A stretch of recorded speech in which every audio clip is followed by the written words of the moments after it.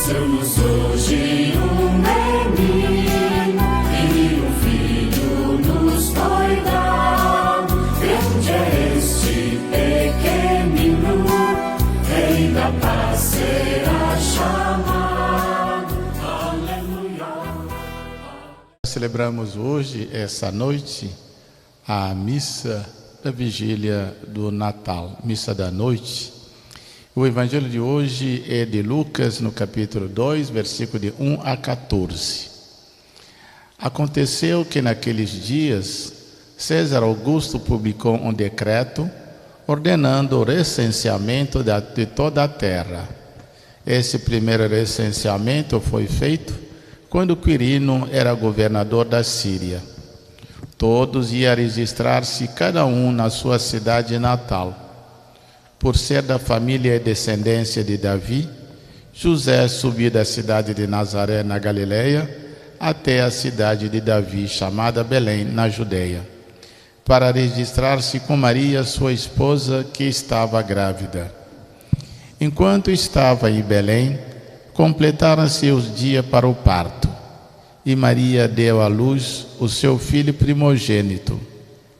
Ela o enfaixou e o colocou na manjedoura, pois não havia lugar para eles na hospedaria.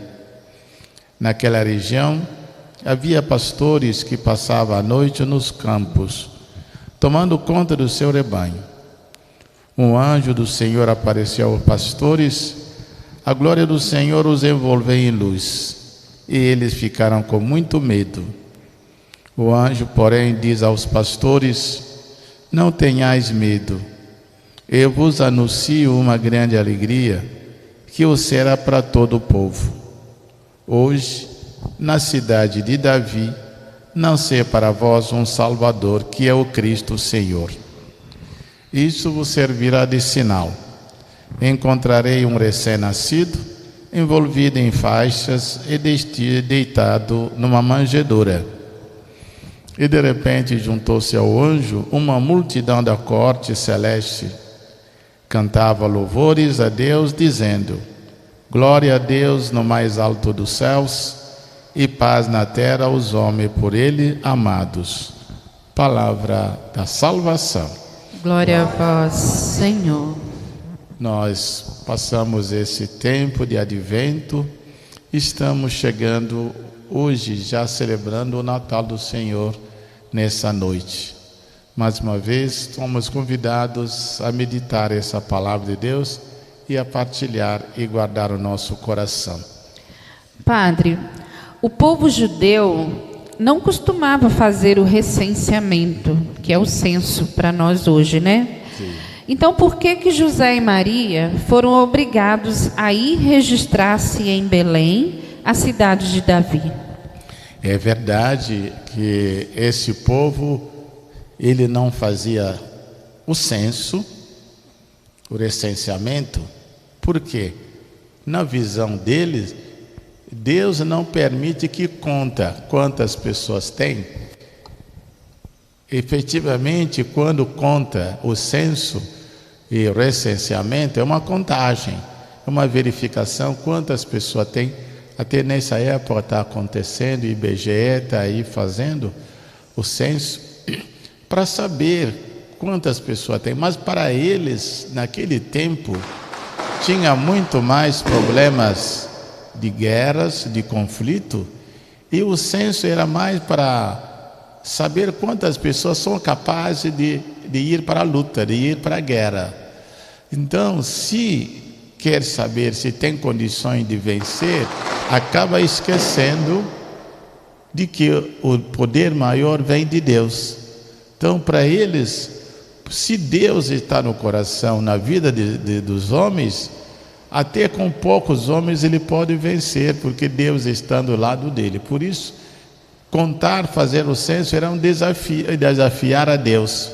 Como não acreditar no poder de Deus e contar na força humana. Então, mas aconteceu por quê? Porque esse povo, a Judeia, nessa região, estava sob o domínio do Império Romano. Então, a colonização, eles eram submissos as ordens, as políticas externas de Roma, do Império Romano. Então não podia mais agir por ele mesmo, tinha que se submeter às ordens, às orientações do Império Romano, por ser uma colônia. Então, é nessa razão, a lei do Império prevalecia em cima daquelas leis internas daquele povo.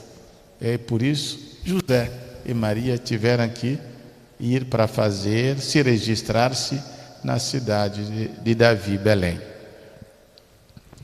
Padre, o menino Jesus nasceu fora de casa, em Belém. Os pais não tinham levado nada e colocaram o recém-nascido na manjedoura e enrolado com faixas de roupas. Como o Filho de Deus pode nascer assim, na penúria? É exatamente isso, a preocupação, o que nós nos perguntamos, como que Deus pode permitir isso? Mesmo se José e Maria foram assim às pressas para registrar-se, mas Deus sabia quando que o menino ia nascer. Por que Deus não fez de tal maneira que o seu filho não nascesse naquelas condições difíceis, de penúria, de carência? Mas a verdade é que Deus sabia, mas Deus quis mostrar, quis vir para nós na humildade, na simplicidade, até na falta de tudo, Ele sendo dono de tudo, até para nos dar uma lição, que o nosso ser não se faz a partir dos bens materiais, não se faz a partir do acúmulo das coisas, e cada vez que nos despojamos das coisas, nós entramos mais na intimidade com Deus. Agora, no nosso olhar humano, nós dizemos: como pode ser? Como Deus pode se fazer até se humilhar para vir assim na simplicidade, na carência? A grande lição para nós é o despojamento. E aquele que às vezes nós lemos na profecia de Jó, que diz: nu eu vim a esse mundo, nu eu voltarei. Então, nós viemos por falta de tudo, mas no dia que nós voltamos também não levamos nada. O que nós temos que construir é essa nossa personalidade, essa nossa ligação com Deus, que é bem maior do que os bens. Mas isso não quer dizer que hoje nós vamos preparar o nascimento de nossos filhos, netos, bisnetos. Se Deus nos abençoou, nos deu condições, vamos fazer, e porque a mão de Deus também está sobre nós. Mas Ele quis se fazer pequenos, humildes, como os humildes, e elevar esses simples ao nível mais alto. Padre, o Evangelho disse que o anjo apareceu aos pastores que guardavam o rebanho. Deveria ser um motivo de alegria. Na verdade, não entendi por que o anjo disse: não tenham medo. Medo de quê? O anjo apareceu, eles estavam à noite guardando o rebanho, e o anjo, quando aparece com uma luz muito grande, e como é uma luz, é uma presença divina, isso dá um outro brilho, um susto, e as pessoas ficam apavoradas, porque não é costume, não é o hábito da presença de um anjo. Até quando Moisés se encontrava com Deus, o brilho era tão grande que as pessoas pensavam ficar cego e cega e cair até mortos. Por isso dizia a Moisés: vai você falar com Deus. Nós não temos condições de encarar a Deus. Então o poder de Deus que vem através do seu anjo é um poder bem grande e brilhante.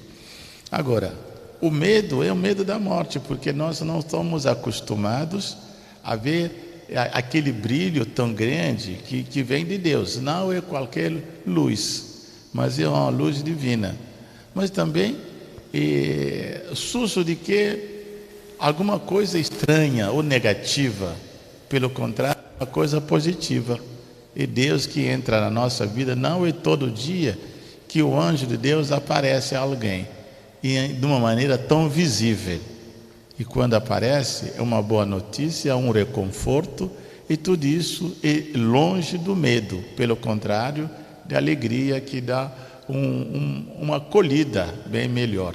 E no caso aqui, o anjo diz: eu venho trazer uma boa notícia, não sei para vós o Messias. Então, e não só aquele anjo, depois daquele anjo aparece uma multidão, chama-se de corte celeste, e a alegria foi bem.